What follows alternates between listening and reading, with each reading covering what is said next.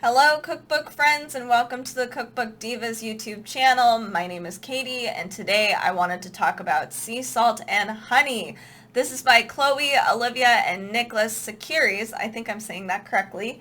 And I was gifted this by beloved Carrie, and I think it's partially because I've been wanting to cook more Greek and Mediterranean food, but I actually don't have a whole bunch of Mediterranean cookbooks on my cookbook shelf.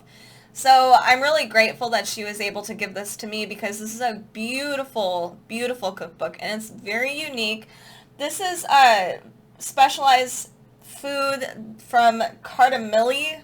I've never been here, but I like that this is exclusively Greek. This is very Greek oriented. It doesn't cover the whole spectrum of all of the Mediterranean.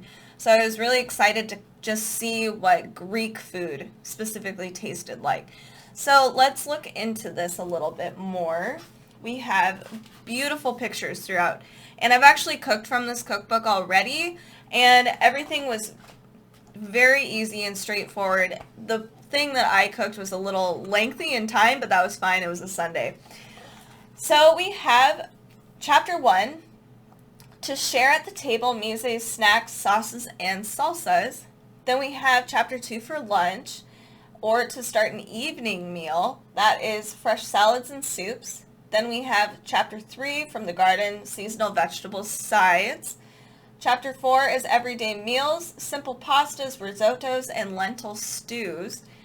Next we have from the sea, baked, grilled, sauteed, and parchment wrapped, which I have been dying to try. Then we have hearty dinners for the main meal of the day and special occasions. And then finally we have Sun-Drenched, which is baked goods, sweets, and drinks. So let's look at this wonderful cookbook. So we have beautiful landscape photos. It's so green and just fantastic. I love the top photo here with all the plant and greenery. It just looks so nice and beautiful. So it kind of describes like what the world is like, what Greek life is like. Oh, I just want to go here right now. It sounds awesome. So we get a piece of that, but then we also have like particular ingredients that you would want and need. It's all listed out here. So cheeses, seafoods, yogurt, mushrooms, and then they list out specifically what all you would need. So let's look into some things. Oh, even spice blends. So this is another thing that I've been wanting to kind of do and just have around the house. And they're very easy. So piri piri, berber, harissa, and za'atar. So 4 basic spice blends right there. Very, very easy to put together yourself. So you don't have to buy it at the store. That'd be a lot easier. So we have, these are beautiful. These are traditional dacos. So a lot of these I've never had before, so I'm sorry if I'm chopping up the language a little bit. Yeah, this is something that isn't even available in a lot of the Greek restaurants that I've been to. So let's look at some more. Ooh, potato croquettes with a kefaloturi, parsley, and dill. This looks really tasty.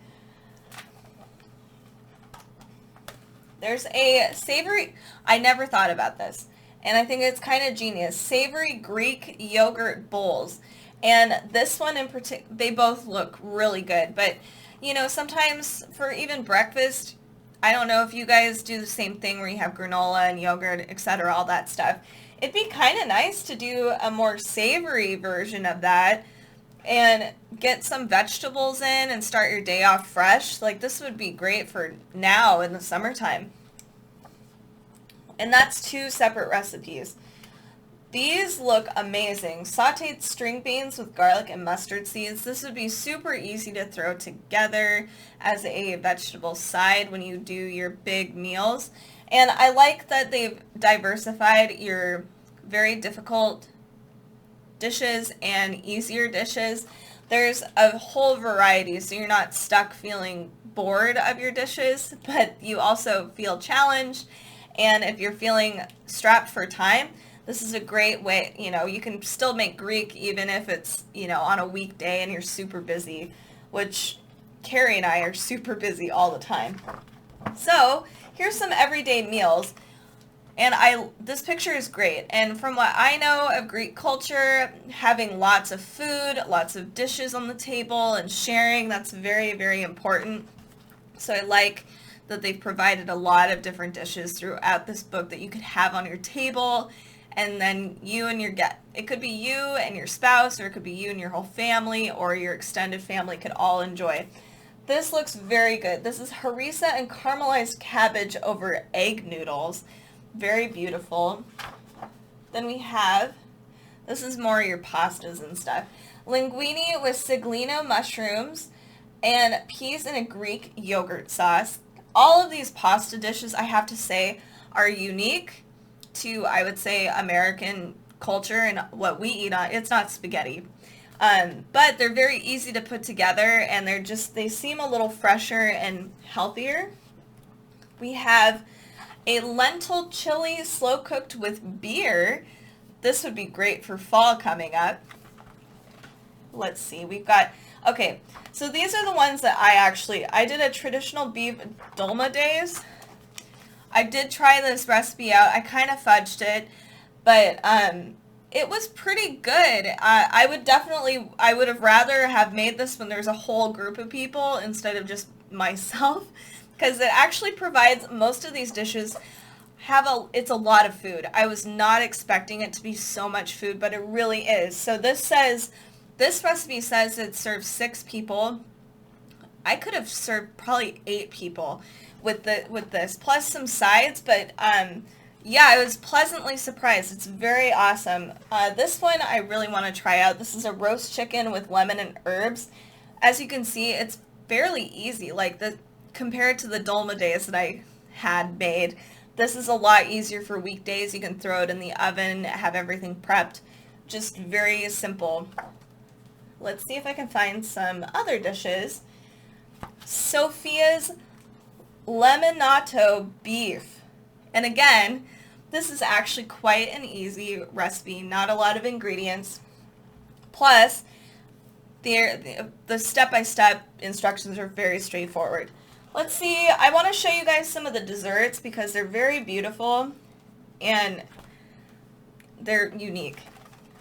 Feta wrapped in phyllo with sesame and honey.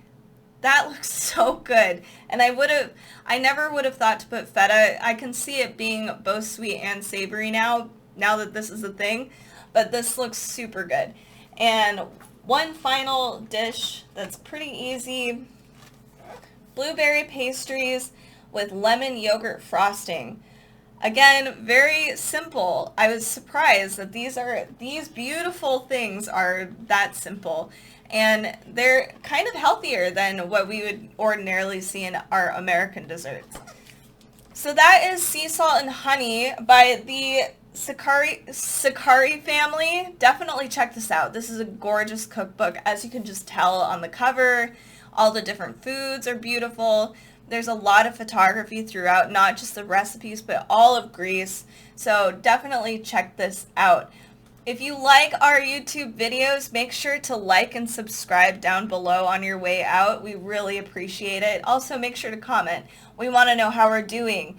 Also, if you want to check out some more cookbook content that's not on our YouTube, check out Facebook, Instagram, Pinterest, and more. We love to post stuff about cookbooks. We're a little obsessed. We also do a Cookbook Divas podcast. We try to post every Friday. So come join us there too. Happy cooking, you guys, and have a great rest of your week.